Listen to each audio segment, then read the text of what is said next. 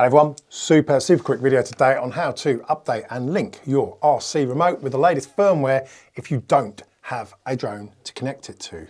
Look, this is actually after a few comments on the video I did the other day on updating the RC remote, which until now would only work with the Mini 3 Pro and the Mavic 3. But following a firmware update last week, and now of course it can control the Air 2S and of course the new Mavic 3 Classic.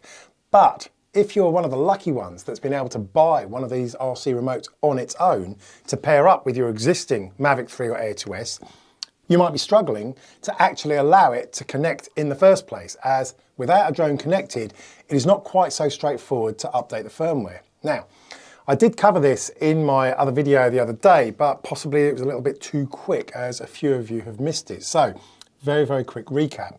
First off, switch on the remote control and wait for the home screen to appear. Then swipe down from the top to enable Wi-Fi. Make sure it's joined to your phone's hotspot or home Wi-Fi. You might need to tap that little spanner nut thing, as I said before, and connect to a network. Now, ideally, after a minute or so, even without any drone connected, you may well get the prompt to update the RC's firmware. But if you don't, you can force it to check by clicking the connection guide button down in the lower right.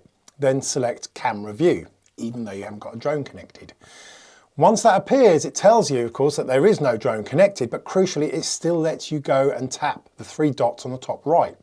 Then you can go across to the About tab, then scroll down to aircraft firmware and controller firmware. And even though there is no aircraft connected, you can tap to check for updates, the little blue text, and it will initiate a check for the remote control's firmware as well. And sure enough, it will then offer you the package to update. Once that's clicked, just let it download as usual and then install itself into the remote. And so that's it. Of course, one of those things that if you didn't know, you wouldn't know, but now you do. And of course, this RC remote really is becoming an amazing bit of kit, especially considering the price, as it's now possible to connect it to the Mini 3 Pro, the Air 2S, the Mavic 3, and now of course the Mavic 3 Classic as well, which makes it a really good alternative to the RC Pro, which is almost 4 times the price at over £800 or dollars. As I said, if you can get hold of this as a standalone bought by itself, you'll be able to go straight ahead and bind it to your Air 2S or Mavic 3 and use it in place of the usual remote.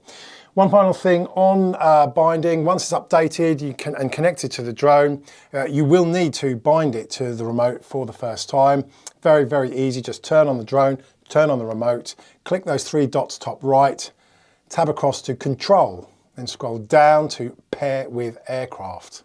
Then all you've got to do is long press the power button on the drone for 4 seconds, and after the bleep, you're good, all set to fly. So that's it. Like I said, super quick video today.